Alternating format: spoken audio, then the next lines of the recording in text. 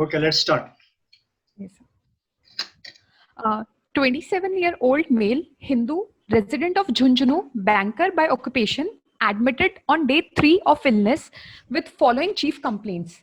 First, tingling sensation in right side of body for 3 days, difficulty in holding pen and mixing food for 2 days, difficulty in combing hair for 2 days.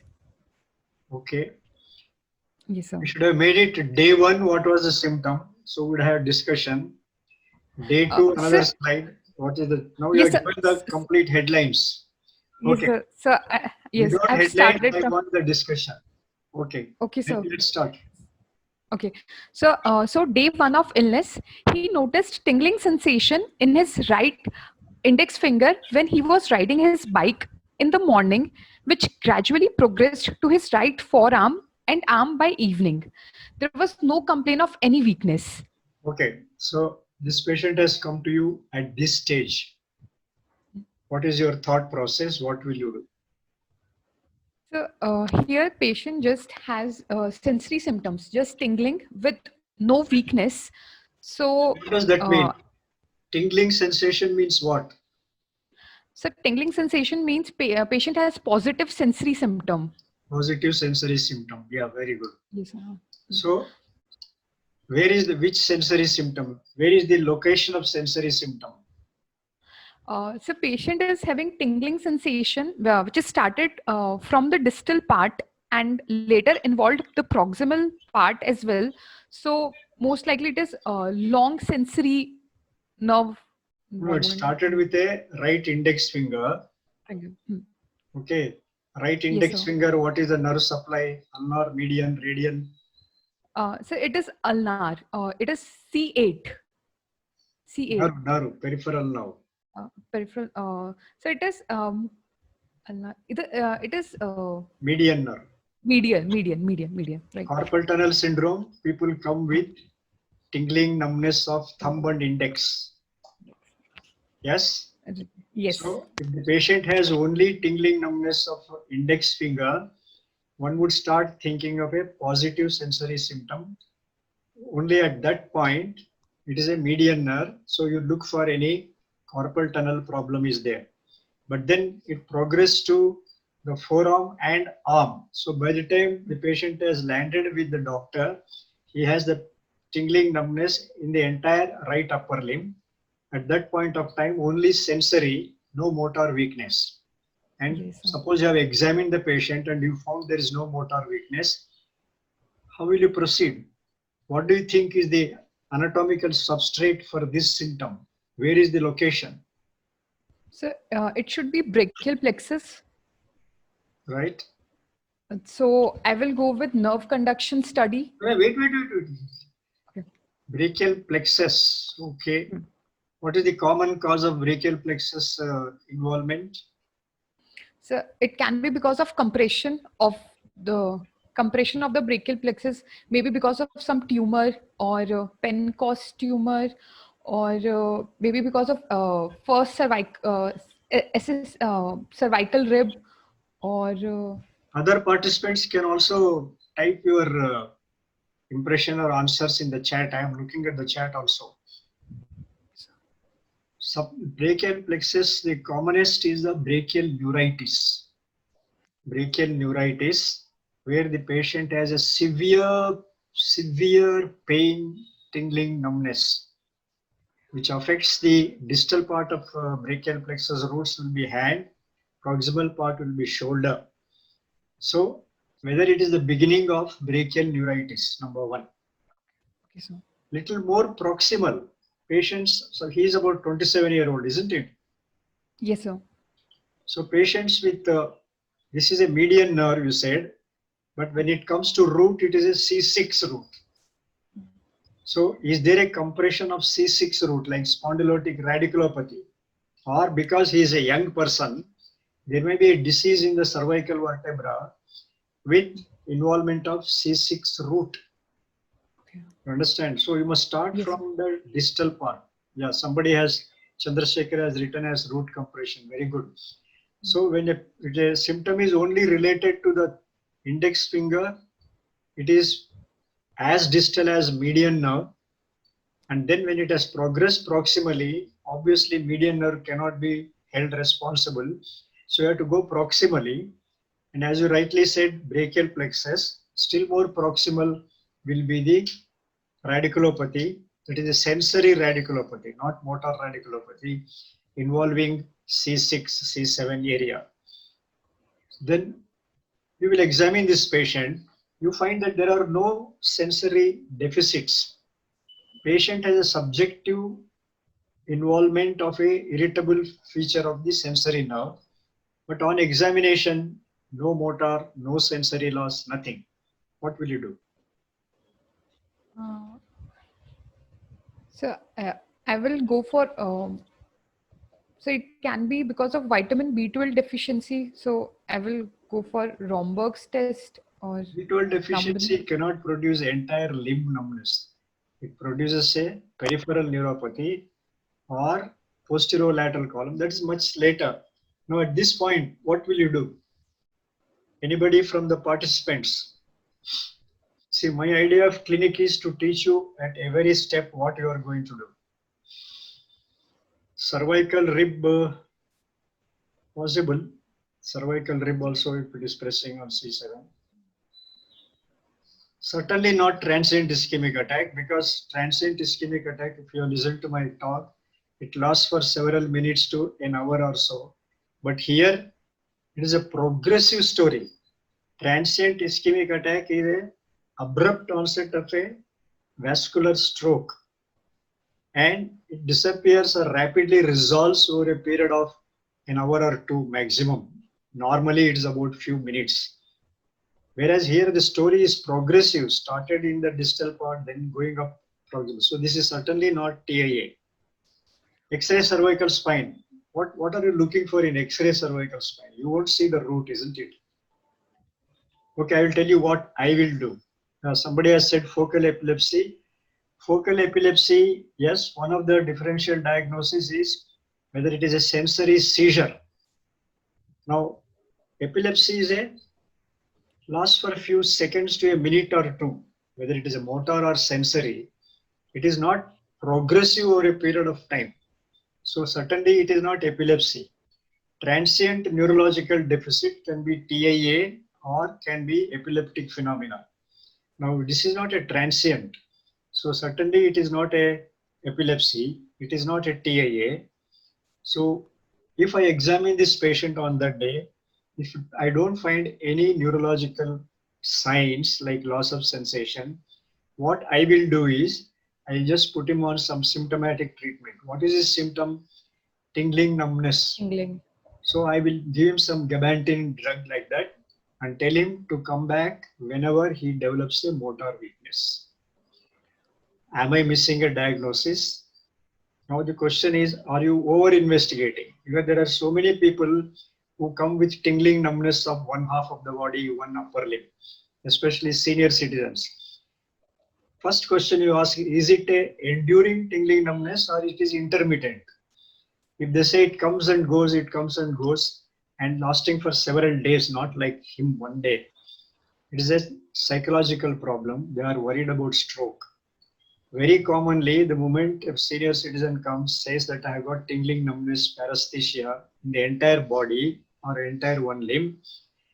How many days? About 2 to 3 months. And is it continuous? No, sir, it comes intermittently. It is not TIA. The next question I ask is, are you worried about stroke? They say, yeah, I don't want to be dependent on anybody and all that. I said, neither I want to be like that. But your symptoms are not stroke, because stroke strikes suddenly. The fact that it's going on for several weeks and intermittently, it is not a stroke. So that itself is a big treatment for them, not doing an MR scan, finding a lacunar infarct, putting them in aspirin and all. So what I will do at this stage is, because I do not know whether it is a cervical root or still more proximal in the spinal cord, etc., I will tell him, at this point of time, there's no need to do anything. I will just put you on some treatment for your symptom relief. Come back even in the night if you develop a motor weakness. Because if he develops a motor weakness, I need to know whether it is a brachial plexus or a spinal cord or a brain. So to know what investigation I should do, I must be aware where the location is. So this is what I will do. Okay, next. So day 2 of illness. In morning, as he woke up, he felt similar sensation in his left leg as well. In afternoon, during office work, he felt difficulty in holding his pen and mixing food. By night, he felt difficulty in lifting right arm above the shoulder. So what has happened now? So now patient first he has developed that same sensation You in are, the left sorry, you are mixing in up right left. oh yes sir. So it was in In the his morning, he woke right up, leg. he felt sensation in his left leg or right Uh, leg? so right leg, right leg. That was right. Because Where it down was. below you said right arm. So I Yes wanted sir. to So know it whether was it's cross or same side. right. So it was right leg, and during afternoon he felt difficulty in holding pen and mixing food. So that means he has developed weakness of right upper limb. Yes. And by the night, he felt difficulty in lifting right arm above the shoulder. That means his proximal muscles has involved as well. So what has happened now? The sensory symptom has gone. Akshay, Bhagalak. Sensory symptom has gone down to the leg, and then the motor weakness started in the upper limb. Remember, sensory symptom also started in the upper limb. So the motor also has started in the upper limb. Sensory started distally, went proximally. Motor also started distally and proximally. In addition, he has got right lower limb weakness.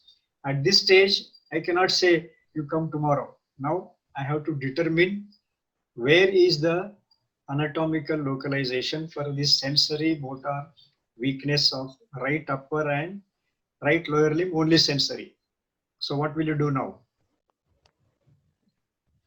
So, because there is rapid onset of sensory symptoms and motor weakness, Where is the where so what my investigation first will be going to do? probability, Where is the localization? uh, sir, most likely it is in the internal capsule because patient is having no, it is in MCA territory. Patient is having sensory symptoms as well as weakness on the right side of the body. So maybe in the posterior Okay, limb so of you will examine this patient. You want to localize whether it is the spinal cord or whether it is the brain. Okay, brain. so how do you distinguish after examination, or can you right now at this point of time, can you say it is a spinal cord localization or it is a brain localization So with in history? spinal, right, in spinal cord lesion, we get a definite mark, a definite level in cortical lesions or in brain No, no, no, involvement. no. From the history, patient has got this story. With this history, where do you think will be anatomical localization? Spinal cord or brain? So it should be brain Why? because in spinal cord, patient should have bladder bowel involvement, which is not in this case. What Um, is not what involvement? so bladder involvement. Bladder bowel involvement will come later on. Okay. What is the most important clue in the history to say that it is not spinal cord, it is cerebral? Anybody? Somebody has written thalamic infarct, sir. Thalamic infarct is an acute vascular accident. This is a slow progressive story. So no question of thalamic infarct. Demyelination of the brain. Where brain? Now can you tell me, one of you, why it is not spinal cord? So there is no root pain, No, no. The most pain. important is the sensory will be on the other side. Motor will be on this side. Yeah, The sensory tracts cross. They go up. You have heard about Brown Sequard syndrome, right? hmm. Yes, sir. So when there is a Hemidissection of hemisection of syndrome. the cord, ipsilateral corticospinal and contralateral spinothalamic. Spinal. So when there are sensory and motor are on the same side, either it is a peripheral nervous system like brachial plexus and all that, or it is in the brain. When sensory is on one side, motor is on the other side, then it is a spinal cord. Very simple clue, but very, very valuable point in the history. The patient has sensory and motor on the same side. That means this has to be a brain problem or a peripheral nerve like brachial plexus, peripheral neuropathy. Now we have ruled out brachial plexus, peripheral neuropathy because the patient did not have severe pain for brachial plexus. But on examination, if you find definite sensory loss, then it is not brain. Because in the brain, you won't get a total sensory loss. You will only get a mild impairment. So the examination should be more careful to see that there is no total sensory loss. Now, once in a way, you get a patient who has total sensory loss and motor weakness on the same side. For example, the patient says, I can't lift the right upper limb. And when you try to put pinch sensation, patient is not able to feel sensation also. So sensory and motor on the same side with total sensory loss. Where do you get that? Sir, in peripheral nerve lesion, we will have weakness as well as total sensory loss. Entire limb, I'm talking not one peripheral nerve, Yeah. entire limb or entire one half of the body or entire one limb. Patients are brought saying, sir, I'm not able to lift the hand. So you lift the hand, it falls down. Then you check sensory. You prick any amount, there is no pain at all, of an abrupt onset. Hysterical. Please remember that. Psychogenic. You do come across these patients.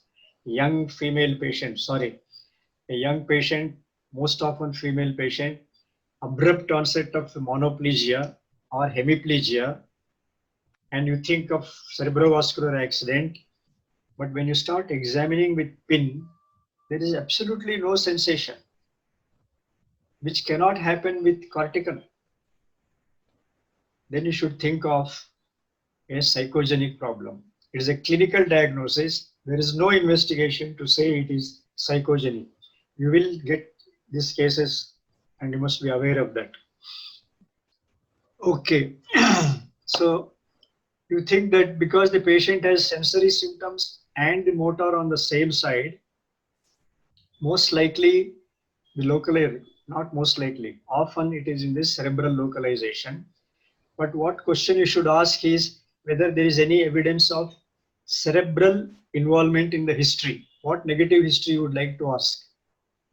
Sir, is there any history of seizures, altered sensorium, or seizures, altered sensorium, and Headache, vomiting, seizures. That headache is vomiting? intracranial. Yes, sir. Headache, vomiting, seizures. And patient has got focal epilepsy, focal seizures most often.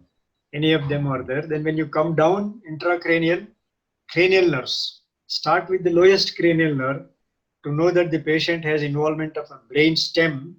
Start with the 12th cranial nerve, speech, 11th, swallowing, diplopia. So all this, it may be brain stem involvement, for example. It is a involvement intracranially. It may be brain stem involvement. So you have to ask for the evidence of intracranial involvement. Language dysfunction. Somebody has suggested, yes. So at this point, important negative points are to look for localization to intracranial, because we have made it as an intracranial on the basis of sensory motor on the same side, and make sure he is a 27-year-old, even a male can get hysterical problem. So when you examine the patient, there should not be total loss of sensation on the same side. If it is there, total loss of sensation of this story, it may be more functional. It's not a cerebrovascular accident. Okay, let's move day 3. So on day 3 of illness, as symptoms were persistent, so he was admitted in the hospital. So the same So- symptom was there. That means Yes, sir. sensory symptom upper limb, motor symptom upper limb, and sensory in the lower limb. That is where it Yes, sir. stopped. So the end of Stopped, right. second day, that is all they think. And third day he came for consultation and admission. Right. Consultation. So on the basis of history, we are looking for some lesion in the brain. some lesion in the brain before the crossing of the pyramidal tract. Before the crossing of the pyramidal tract. So you will find that it has to be, where does the pyramidal tract cross? So in the medulla, lower part of medulla. So the lesion has to be above the level of medulla to have sensory and motor on the same side. You see, clinical neurology is so simple. It is like mathematics. 2 plus 2 is 4. So that is the beauty of neurology. How you keep analyzing each symptom and then say, look, this is the patient who has a lesion above the medulla, because once there is a crossing, then it becomes this side motor, that side sensory, like that. Okay, good. So there was no history of trauma, no bladder bowel involvement, no history of diminished visual acuity, diplopia, aphasia, dysarthria, no complaint of gait ataxia, no history of cough, fever, weight loss, no history of suggestive of DVT, and no history of genital ulcer or unprotected sex. Okay, what is it? No history of trauma where? To the heart or brain or spine? So to the head or spinal cord. Sorry, sir. Basic. If your localization is to the brain, why should you ask history of trauma to the spinal cord? Isn't it? So when you ask a negative history, it should be meaningful negative history, not a checklist like this. So you have got a good point to ask for history of trauma, because sometimes a subdural hematoma can present like this.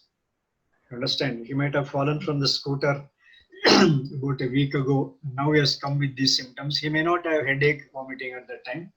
Only thing is you should add a word, no history of head trauma. Okay, next.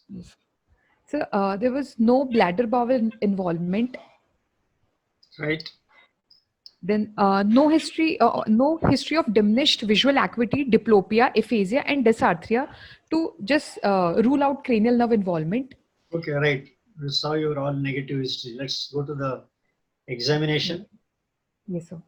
So past history, it is 8 months back, he developed tingling sensation in his left foot, which progressed to his left leg and left arm in 48 hours. He was admitted in hospital for 3 days, where battery of investigations were done, including MRI brain, spinal cord, fluid, CSF examination taken. He was given IV steroids for 3 days. Symptoms subsided by 7 days gradually, and no further treatment was started by doctor at that time. Okay. So what do you think that episode? Then we'll try to connect that episode with this. That episode was a left-sided. The present one is a right-sided, isn't it? Right-sided. Yes, sir. So at that time, he only had a sensory symptom. No motor weakness. No motor weakness. Yeah. So what do you think? There is a transient neurological sensory deficit on the left side, which recovered with steroids, or steroids might have helped or not, or spontaneously, doesn't matter. But it has recovered. And now he has got a problem on the right side, not on the same side. That is very important, because patients who have same side recurrence of symptoms is not demyelination. There may be a structural lesion. We see meningioma patients coming with right hemiparesis, treated as TIA, because at that time there was no scan. And after about a month or 1 year, they come for another. So it is not a demyelination. When the localization is to one anatomical site, don't make a diagnosis of demyelination. There may be a benign compressive lesion. So, but in this case, one's left side and one's right side. So there are two anatomical localizations with a total recovery of neurological deficit. So what do you think is the possibility? Somebody has said could be RIND. Yes, very good. He must be having a left-sided stroke, which he has recovered. And now he has come with a right-sided stroke. But then we have said that this time it is not a stroke, because stroke strikes suddenly. And even the last time also you have said progressed over 48 hours. Okay, so again, it is not a stroke. Stroke may be considered down the list. So there is a lesion which has come and gone, and another lesion which has come. Now that piece is very important. Suppose a patient has a cancer or leukemia or lymphoma. There is a lesion on one side, left sided he has got problem, and then there is a lesion on the right side which has come now. If it has spontaneously disappeared, lesions like lymphoma, leukemias are unlikely. Even with a little bit of steroids, it has disappeared. So you must think of neurological causes which comes and goes. Commonest is vascular. Commonest is vascular. Next is, no, sorry, commonest is epilepsy. Patient has a right hemiparesis following a mild seizure, and then next time he gets again mild hemiparesis, think of postictal hemiparesis. The second is a vascular problem. The third is the demyelination. In that order, recurrent neurological deficit, number 1, seizure, number 2, vascular, number 3 is a demyelination. Because it has happened on two sides. If it has happened on the same side, you should look for a lesion, the structural lesion like meningioma, cyst, or something like that. Suppose the patient had a left problem with a residual neurological deficit and the right problem now, you think of vascular and also think of multiple lesions with the same pathology like tuberculoma, secondaries, lymphoma deposits. So you must think of same pathology but different anatomical localization. So you should start thinking about that. So somebody may come with left hemiplegia 1 month ago. Now he has come with right lower limb weakness. Left hemiplegia is still there. Now we'll have to think of same pathology like cancer or tuberculosis or cysticercosis, but with different ones. Okay, so now with the total recovery 1, 2, 3, epilepsy, vascular, and demyelination. We are not thinking of epilepsy because there is no history of seizure, and a postictal hemiparesis won't be progressive. It is maximum at onset and then gradually resolves. And it is not vascular also because it is not abrupt onset. Stroke in evolution, agreed, but somebody has cited stroke in evolution, right? Stroke in evolution is a motor evolution, not a sensory. Now, in the first time he had a sensory only, and second time he has only partly sensory and partly motor. We do consider stroke, but it is second in order. So in this patient, the first choice would be a demyelinating pathology, which has improved spontaneously or with steroids it has been. So differential diagnosis will be epilepsy, vascular, and demyelination. In the order, demyelination, second is vascular, third may be a seizure disorder. Because the last one was not an enduring deficit, it disappeared, so it's unlikely to be any serious problem like tuberculoma, secondaries, or lymphomas, leukemias. They don't disappear like that completely. So we are left with 3 choices. Okay? Yes, sir. Okay, next. Somebody so said personal, multiple sclerosis. Yeah, that's what we said. In order of preference, demyelination, vascular, and seizure. These are the 3 causes of total recovery from neurological deficit. And again, another neurological deficit is classically occurs in these 3 conditions. So we do consider your multiple sclerosis as demyelination. Okay. Next. personal history, he's a non-smoker, vegetarian, Right. right? Family history, no such complaints in any family member. Now the summary is 27-year-old male, non-smoker, non-diabetic, came with complaint of rapidly progressive paresthesia that started from right hand and involved whole right side of the body in 48 hours, along with rapid onset of distal muscle weakness in right arm, which rapidly involved the proximal muscles as well. Similar episode 8 months back when he developed tingling sensation They will update in today. his left side of body Please mute. rapidly Please mute by the other participants, please. Yeah. Yes, sir. Similar episode 8 months back when he developed tingling sensation in his left side of the body rapidly, by which he recovered fully in 7 days. Right. With presently with no history of gait ataxia, dry cough, fever, weight loss, or any history suggestive of DVT or maculopapular rash. Two episodes of neurological deficits 8 months apart. So possibilities are can be vascular, maybe because of recurrent can be recurrent ischemic stroke or any demyelinating pathology, most likely multiple sclerosis, or it can be neurosarcoidosis. Okay, so I think you should, instead of going straight away to ischemic stroke, the basis is vascular. So just write vascular, then we'll see what vascular. There are so many causes, so many diseases which cause a vascular problem. The second one should be demyelination. Don't give the diagnosis of multiple sclerosis. Possibility of a demyelination, what type of demyelination, that we'll have to see.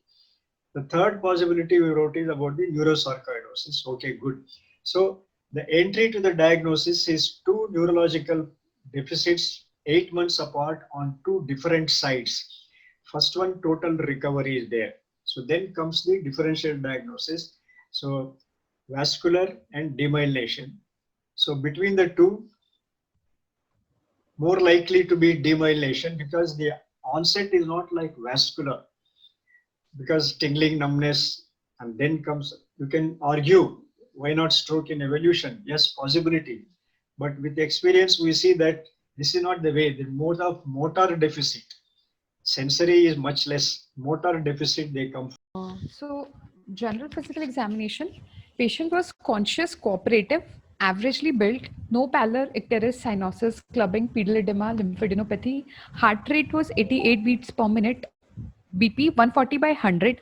He's non-hypertensive. Respiratory rate was 18 per minute. What is that So, non-hypertensive? Sorry, go back. yes, sir. So, 140 by 100 for a 27-year-old is definitely hypertensive. This was the actually this was the first reading where he get these values. There was no history of hypertension before. This was for the very first time when he measured his BP was measured actually. So he said he was not hypertensive before. See, he was not hypertensive because he might not have been tested, number one. In the last class, I was asking, how do you know whether the patient was hypertensive or not? Right. So How do you for make it? that, uh, we need at least two readings, 6 hours apart, or we can go for a 24-hour ambulatory BP measurement. And if the systolic BP is more than but there are various ranges, pre-hypertension and hypertension stage 1, stage 2. So if systolic BP is more than 140 or diastolic BP more than 90, So one thing then is, one reading doesn't make hypertensive. That is a very important point. We at least at least three readings on different days. If it is an emergency, maybe at different timings itself.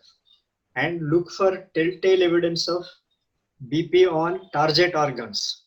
Like if the patient has got increased creatinine, ECG changes, cardiac problems related to hypertension, or optic fundus showing hypertensive retinopathy, then you will know that he definitely has hypertension for quite some time, even though the BP may come down after 6 hours. So, A, you have to recheck the BP on 2, 3 different occasions. B, look for hypertensive telltale signs on the target organs. Okay, because we are thinking of vascular as one of the differential diagnoses, so this makes sense, 140 by 100. But anyway, this patient's subsequent BP was normal without treatment. yes, yes, sir, Yes, yes, subsequent BP was normal without treatment. normal, Okay, yes, right. sir. Next. So CNS examination, first higher mental functions. So patient was conscious, oriented to time, place, and person. Memory seems to be intact. Speech was normal. Cranial nerve examination was within normal limits. Now motor system examination, nutrition was normal. Tone, there was hypertonia in right upper limb. Then rest examination was normal. So, Then one important point about hypertonia in patients with stroke, when you examine the tone, the patient has normal to hypertonia, the prognosis is good for recovery. As against a patient has got hemiplegia who has hypotonia day 1, day 2, day 6, day 7 also, then his chances of meaningful recovery is low. So it's a very important clinical point that usually stroke patients at onset they may be hypotonia. By 6th or 7th day, if they start showing increased tone, then the recovery is good. If they continue to show hypotonia even at the end of 1 to 2 weeks, the chances of recovery is poor. Sometimes even at onset of stroke, you will find hypertonia. So that is a mild stroke with a good recovery. So, okay, right. Next. So now power. So in upper limb, at the right shoulder, power was 4/5. At elbow, 4/5. At wrist, it was 3/5. In lower limb, power was normal, and on the left side, the power was normal. Coordination was normal, and there was no involuntary movement seen. So Now, motor system shows distal motor weakness more than proximal and entirely right upper limb. Right. Now we are interested in sensory. Let us see. so superficial sensations were intact. In deep sensations, joint position sense was normal, vibration normal. Patient had in pinprick test, dull sensation was over right forehead, and there was tingling sensation over right forearm. Cerebral examination was within normal limit. Wait. Rhombo, Superficial sensation means what? so Be pain, touch, descriptive always. Pardon? so pain, touch, and temperature. No, These no. are What you have superficial. done to assess pain touch temperature, what you have done. Be So descriptive. Say cotton touch. Okay. And yes. pinprick. So we know you have tested for pain, you have tested for touch. So don't say people, students will say fine touch, crude touch. I don't know what is fine touch and crude touch. Be descriptive of what you have done. So cotton Yes. touch intact and pinprick it is mildly impaired over the forehead. That's all, Forehead. not in the forearm. Yes. No, sir. And tingling sensation in the forearm is while doing a test or spontaneously. Sir, while I was performing the test, so he was continuously complaining of tingling. Spontaneously, but it Yes, is sir. not increased. What is called as No. hyperesthesia. Yes. No, So there was no when you touch hyperesthesia. like this, patient says, "Oh, you are touching very badly." So that is a symptom of peripheral nerve. Hyperesthesia and hyperalgesia is a symptom of a peripheral nerve localization. So there is no such hyperesthesia or hyperalgesia in this patient. No, no, Okay, so sir. there is some mild sensation. So sensory is not very striking. What is striking is the motor weakness. Okay, next. So cerebral examination was within normal limits. Romberg test negative. No signs of meningeal irritation. Cranium and spine was within normal limits. Okay. Superficial and deep reflexes were normal. So here's the diagnosis. Neurodeficit was Wait. You said increased tone. What about biceps and triceps and supinator? so reflexes were normal. Normal. Because when you have Reflexes said there is an increased tone, we look for an upper motor neuron lesion. relation. So compare the right and left. And is there any difference? The right is a little brisker than left, or you don't find anything? So, No change. there was Okay. no difference. No change. Fine. But that is important because every patient will not have all the symptoms and signs of upper motor neuron lesion. So some people may have spasticity. With too much of spasticity, you may not be able to elicit the reflex also. So whether the reflex is normal or difficult to elicit. So reflexes were normal. Normal. Okay, ठीक है. Normal. Right. So what is the conclusion now? Neurological deficit. So it was monoparesis UMN type in right upper limb. Distal weakness was more than proximal weakness. Hypoesthesia in right forehead. Anatomically, it's So, what so it is the distal weakness is more than proximal means what? It can happen It is in pyramidal tract lesion. upper motor neuron as well as lower motor neuron. Yeah. So distal motor weakness can happen in upper motor neuron, lower motor neuron, whereas proximal motor weakness, the disease starts in the proximal muscle is due to what? So it is maybe because of the root involvement or in myopathies, Muscle. myopathy So either it muscle. is a motor root or muscle disease. So it's very important. Patients who come, they say that I have got difficulty to get up from the toilet seat. But once I made to stand, I am able to walk almost normally, is equal to proximal muscle weakness. Neurogenic, that is where neurogenic, it is a motor roots, typically seen in motor radiculopathy of GB syndrome, or myogenic like muscle disease. Whereas the patient says there is more distal weakness either in the foot or in the hand, either it is a lower motor neuron or upper motor neuron. Neurology is mathematics. Okay. So here there is a distal more than proximal. So either it is upper motor neuron or lower motor neuron. So which is the one in this patient?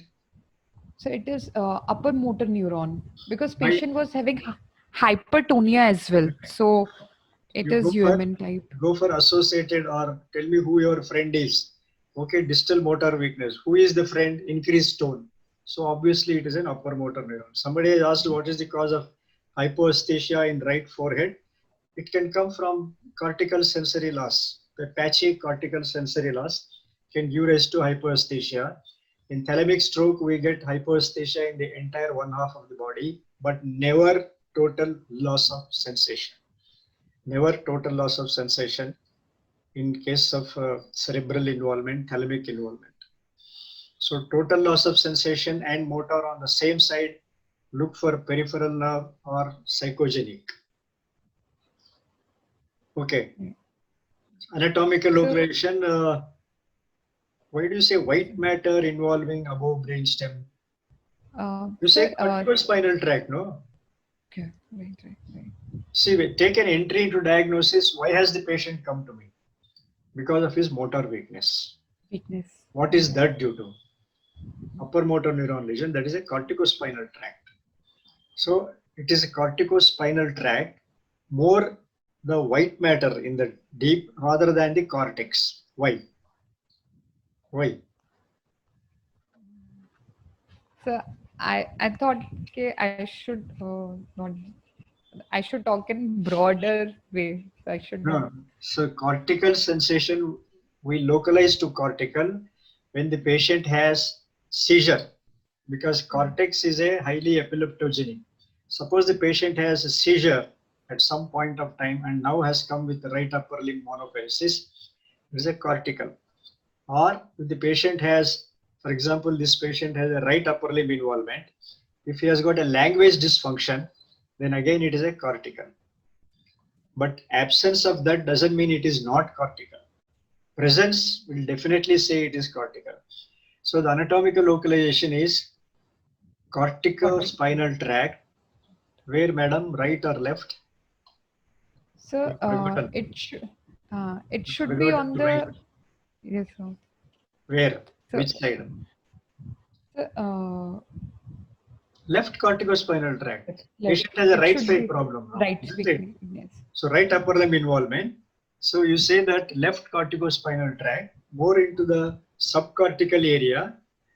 If there is a seizure or if there is a language dysfunction, we would have definitely localized it to the cortex, but it doesn't mean that it is not there, but more often we are talking about probabilities. So left corticospinal tract and above the level of brainstem, because there are no localizing signs into the brainstem, no third nerve, fourth nerve, sixth nerve and all.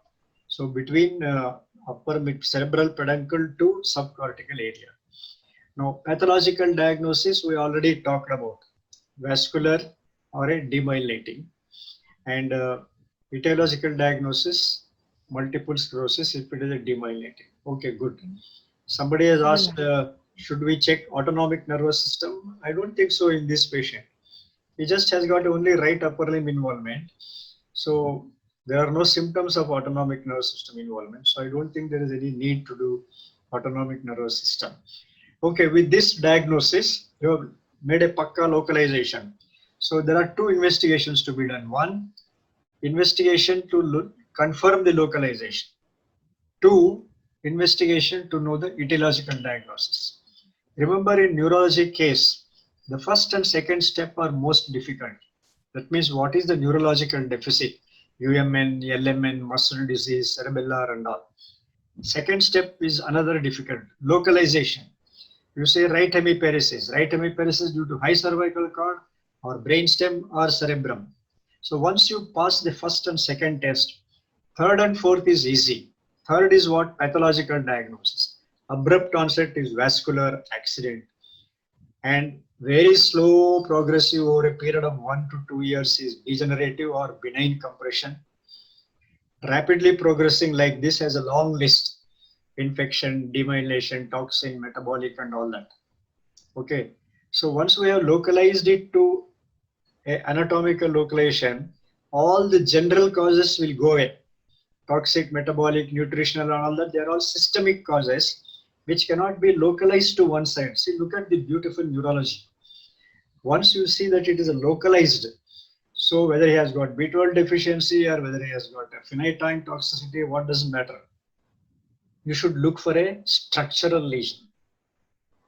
So the pathological diagnosis becomes easy because there is a localization and it is a short duration. So either it is a vascular or demyelination. So we come down to pathological. Once your step 1, step 2 is good. Step 4, etiological diagnosis. If you don't know there is something there in the MR scan, you don't know, you can go to the textbook or Dr. Google and start searching this lesion. Radiologist has reported as vascular or this thing, differential diagnosis. Then you can come back to the patient and start giving specific investigations. So step 1, step 2 is very important. Step 3 is a common sense. Step 4 is you can refer. We also do the same thing. Difficult cases are there. We go back and search for the differential diagnosis. Okay, so what, sir, gait check can help here? Of course, she has done the gait check, which is normal. It is only the right upper limb monoparesis. So what is the investigation for confirming the anatomical localization? So we'll go for neuroimaging, MRI brain, So MR brain scan. tell me what you will write to the radiologist. Sir, I will say MR brain scan, especially localizing in the cort, cort, cortex, cortical and subcortical areas above the brain stem. That's all? You don't want anything else? Do you want plain or contrast? I'll go for contrast. Right, no, you must write in the investigation. Diagnosis, right upper limb, UMN monoparesis, second episode. Clinical diagnosis, vascular versus demyelination. Advised, MR brain, area of interest, left corticospinal tract, plain and contrast. Why contrast is important here?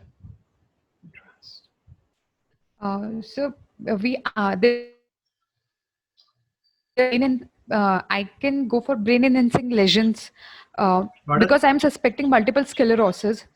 Yeah. So because I'm suspecting multiple sclerosis, so I want to go for contrast because that is the I will get Plain the and brain contrast, enhancing lesions. just contrast. That gadolinium will Plain and contrast because demyelination is an inflammatory process. Somebody has written there to see for contrast enhancement because it is an inflammatory process. When you suspect inflammatory process, see the contrast is given to get more information.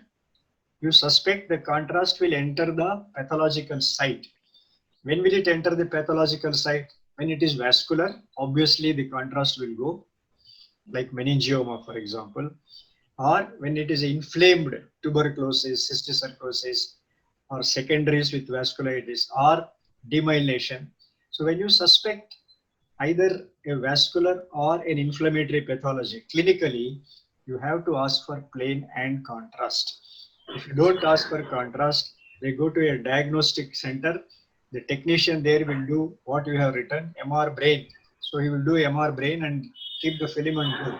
The radiologist will come and just report what is seen there. So it is your responsibility whether you should ask for contrast or not. Okay.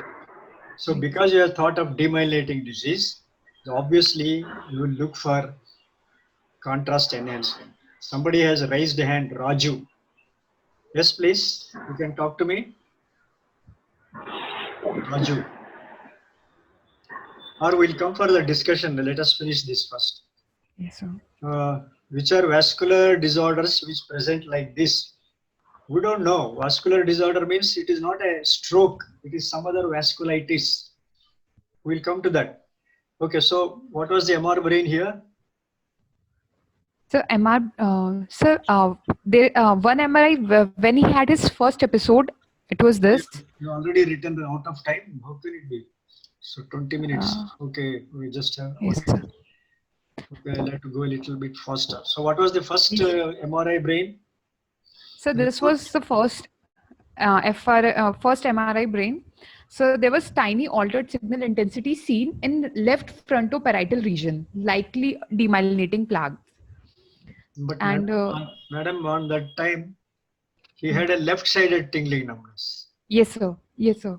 So and that was not explained by this scan. So this is what is important. A clinician must interpret the investigation. Last time, if some of you might have heard me saying that a clinician is a master chef.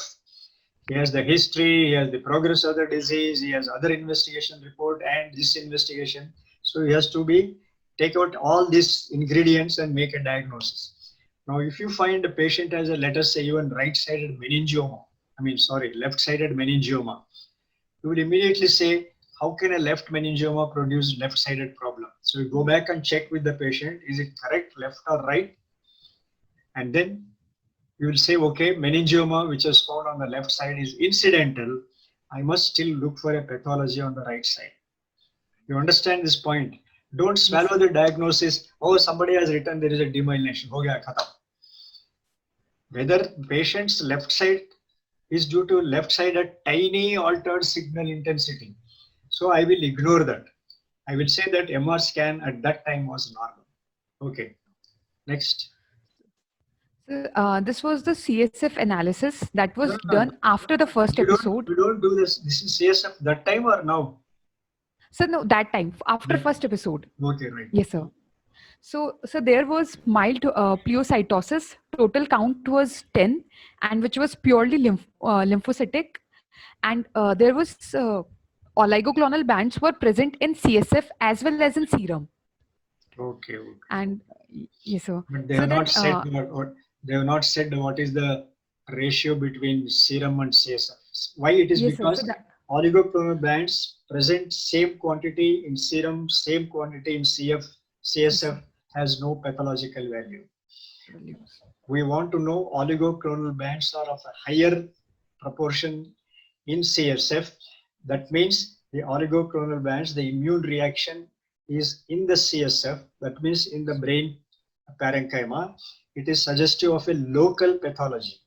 Suppose the serum as well as CSF oligoclonal are same, then it doesn't have any diagnostic value. So that's why we always do serum as well as CSF. But few laboratories will just say detected, few of them will tell you the proportion between the two. So if your diagnosis is not certain, don't get carried away by oligoclonal band presentation. Okay. The present one? Sir, present one, sir, is this. So here we can see the demyelinating lesions. Why the first scan was normal? Because the symptoms were so mild. It was only sensory at that time, you remember? Yes, sir. He did not have motor deficit. So with that sensory symptoms, MR brain is normal. At that time, CSF and serum was same or we don't know. So I will not make a diagnosis of MS at that time. But today, after 8 months, another episode. Now retrospectively, yes, that was the first episode of a very mild MS. So if you had seen the patient at that time, I will not put him on any disease modifying therapy. because the symptoms were very mild, sensory only. MR was normal and CSF was inconclusive. So we will not put him on any disease modifying therapy. We may just give one course of methylprednisolone at that time. But now, as you can see, the patient has multiple white matter lesions, what is called as ovoid white matter lesions are there. So it is there on the right side as well as on the left side. So this is suggestive of demyelination. Is there a contrast one? So these only I have these scans. This Only, is not, yeah, but not sure whether it is contrast or not. no, sir. Okay, I think time is very few minutes are there. Like what else Yes, you have sir. done? So this was the MRI. That is the report. They have mentioned discrete scattered multiple white matter lesions in bilateral cerebral hemispheres, predominantly frontoparietal white matter region, corona radiata, periventricular region, corpus callosum, and left lateral midbrain region,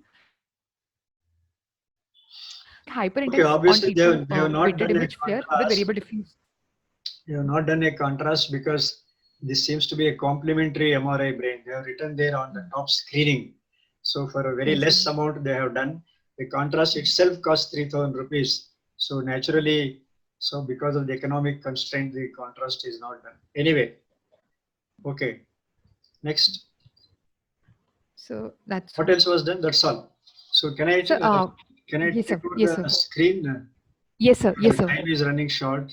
Multiple sclerosis, upper motor neuron type, right upper limb, hypoesthesia, pathological diagnosis, demyelinating, and multiple sclerosis. This was the first episode of MR scan, which was almost normal. Um, and then they also did a spine, which was also normal. But a CSF showed a cell count, red cell not detected, lymphocytes 100%, total count is 10. Yeah, so total count is 10, and so it is not very suggestive of anything, maybe at best mild inflammation. And the CSF and serum pattern, they have just said detected, but they would not know whether serum is more than CSF or CSF is more than uh, serum and all that. But anyway, the second MR scan definitely showed evidence of demyelination, which is a periventricular and one far away. So one in the right hemisphere, another in the left hemisphere. Now this is suggestive of a demyelination, not multiple sclerosis. Please remember that. So this is suggestive of a demyelination. In case of ADM, acute demyelination, encephalomyelitis, there will be many more evidences of demyelination. So demyelination per se is not multiple sclerosis, and you can see that there was no contrast one, there was no spine. Now, just I wanted to present these few slides last time, but unfortunately it got suddenly abruptly ended. 1 in 5 people with other neurological conditions are mistakenly diagnosed with MS. So just some demyelination, some tingling numbness, you put the two together and say, okay, this is MS. So there is a overdiagnosis. Common symptoms, numbness, tingling, pain, fatigue. So when the patient comes for this, you ask for an MR scan and then it shows some demyelination. Then you conclude that it is MS. It is not so. Another common problem is T2 hyperintensities, which are small. For example, the first MR scan, the report was some tiny white matter changes were found. So that by itself is not an MS. The CSF done at that time also did not show increased oligoclonal bands in the CSF. So one would not have thought of MS at that stage at all. So there are problems of overdiagnosing clinically, and there are problems of overdiagnosing on MR scan with T2 hyperintensities. These non-specific white matter lesions are quite common in adult population, but MS usually occurs in younger age group, 20 to 40. and these non-specific lesions are usually after the 50. So a high degree of suspicion may be there, but the importance is back to clinical neurology.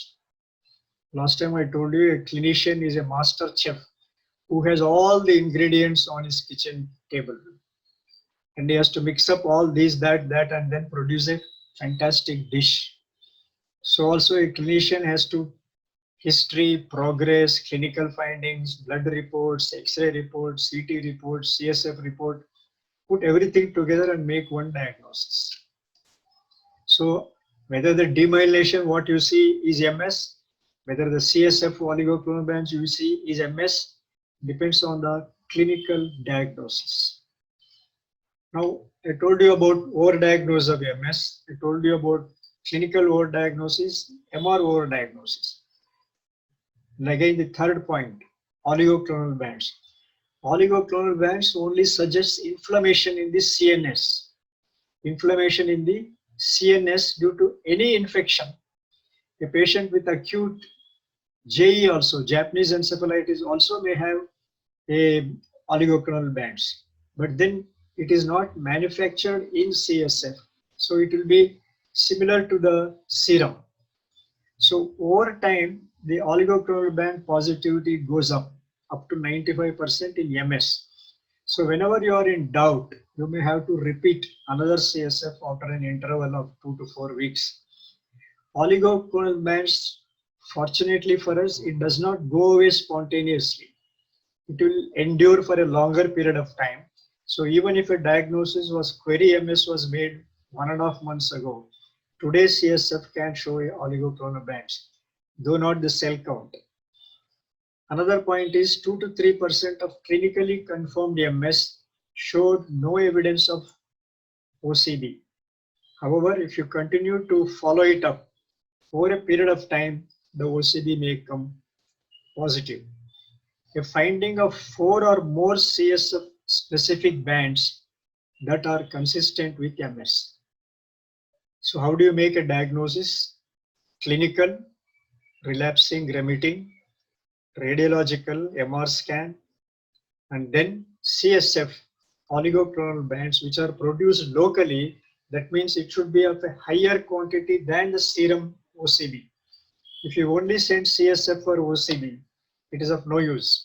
We need to see serum and CSF. If CSF is much higher than serum, that means there is a local production and there is a local infection. So these are the points which I wanted to tell you last time and we missed it. And just to tell you, the oligoclonal bands is a sign of inflammation of central nervous system, which is found in so many disorders. But back to clinical neurology, clinical, radiological, CSF and all that. Now, what is the differential diagnosis of demyelination or so-called demyelination in the MR scan?